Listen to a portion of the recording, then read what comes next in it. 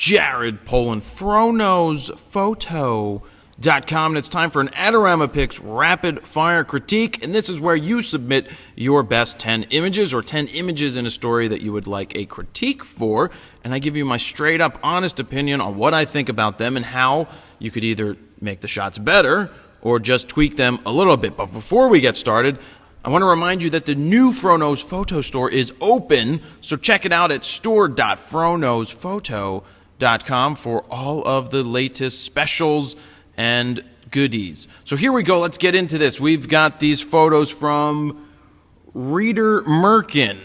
I believe he's taking them with the D7000. First shot right off the bat, very cool. I like the use of selective light coming from wherever it's coming from. It just really focuses you right in on this kid's face.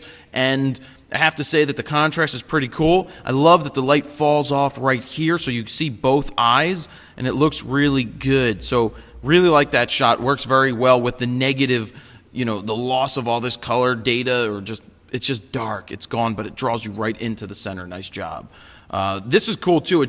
It's interesting. So shooting between, I guess it's a fence or something like that, down on these train tracks. I think it works that you've got a train down here and a train in a distance. You've got the stoplight, so you got a green one here, you got a red one up there. It flows really well. I'd be interested to see what this looks like in a high contrast black and white to see if it creates more interest or not. But I think it's a pretty cool shot. So nice job moving on. This shot I'm not so keen on. It's kind of boring. We've got a person just standing on the street getting ready to cross the road, and it's raining. One, there's not enough headroom up here. It's kind of too tight. But other than that, there's not a lot of interest. There's not a lot of dimension. What is the scene all about? So the image doesn't really stand on its own and tell you enough about the scene and what's going on. It's just kind of flat. But if it was horizontal, if it had a wider shot and there was maybe somebody on the other side of the street waiting for her, that could be interesting. But on its own, it doesn't really work. Moving on. So we've got these shots which used to be really cool, and nothing against this shot here. It's just that since Instagram came out, everybody takes pictures of a window with rain on it. I've done it, and 8 million, trillion, zillion other people have done the same thing. The skyline's cool in the background. The lights glowing right here are cool too. The color is nice. It's one of those overdone things at this point, the raindrops on the window.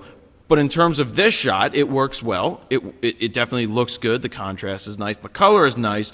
And that's really my opinion on these type of shots lately.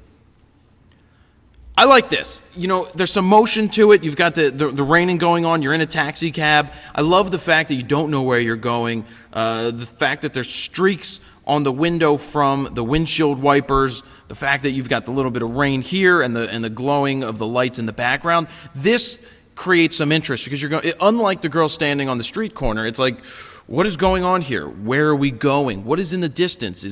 Are you going home? Are you going out? Where are you going? And that's what makes it interesting. The fact that nobody's in the shot other than the car, and it's raining, and it's a taxi, you can feel all of these things out not just because it tells me New York taxi at the bottom, but because you can see the meter right here, and it's just an interesting shot. Definitely works in color. I do like this one a lot. Nice job. So we've got Central Park image. It's kind of the colors. I like the color. I do like the tone of this, but I don't like the image very much. It's not super duper uber duper interesting to me.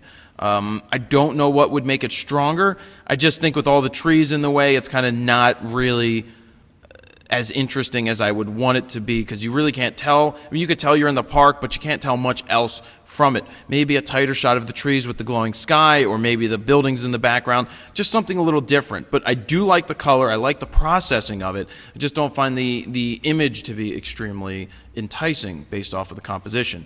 Now this I do like a lot. So you've got the people waiting here, and then you have the Empire State Building in the background out of focus. Nothing you can do about the exit sign because that is part of the scene. I like the horizontal nature of this shot.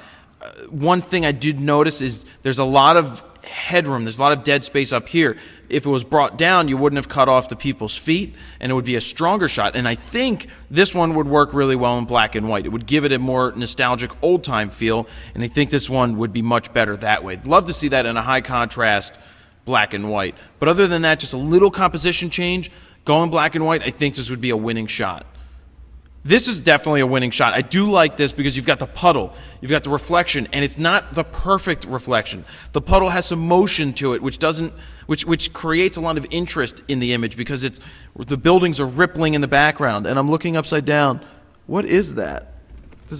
I can't see what it says. I don't know what it says, but I like it. That's what I like about the shot. It's interesting. It makes you want to see more, and it makes you want to flip it around. I wouldn't flip it around. I'd make people look because that makes you know that it's a reflection in the water. I'd also try a black and white just to see how that one would work because I think it would work very well. Moving on, this is a cool shot. Between the subway lines, it looks like we've got a person walking across. Definitely a candidate for black and white. And what I will say is if you go black and white, the distractions in the background from the higher aperture, I'm going to guess that this is, what, 5.6 or so? If it shows us 7.1. So, yeah, it was pretty close. It's too high. If you want to focus on just this person walking and not the background, then you'd want to use a lower aperture. But I think going black and white would create interest in this shot and get rid of the distractions in the background. This is a cool shot. It's a long exposure. We've got the bridge here. I guess that's going to Jersey, going over the bridge.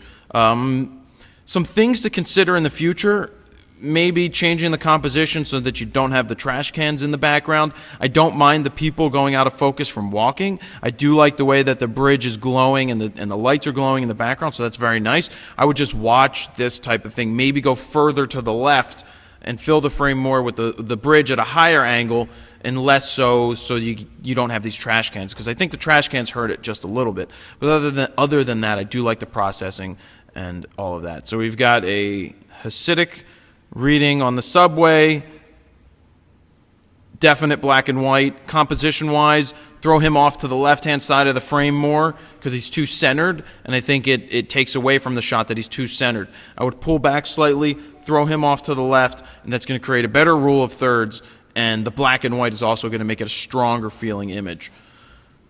Last shot here, Park Avenue, Pershing Square, East 42nd Street. It's okay. I guess it's during Christmas time because the reefs are up, but maybe, black and white could do something to it. I don't mind the color. I just don't find it to be extremely interesting. It's just the street signs and the Empire State Building in the background, and is this Grand Central? Yeah, and the terminal right here. I don't know. Let's try some black and white on it again. It's just not grabbing me as extremely interesting. But there are a handful of really good shots here. Very nice job with a lot of the processing. And I think some of these images like this would be better black and white, and I think it would make it stronger. This is very strong, and I think a black and white option would be just as well. Same thing here. Really good handful of shots. Love this one a lot in the taxi. And then the first shot, very good. So really nice job on this set. If you guys would like to submit your images to be used in a rapid fire critique, click on submit photos on the website, rapid fire critique right here. Submit your link of your 10 best photos or photo stories, and I will give my honest straight up critique of your photo. So that's another AdoramaPIX Rapid Fire Critique. Jared Polin, FroKnowsPhoto.com. See ya.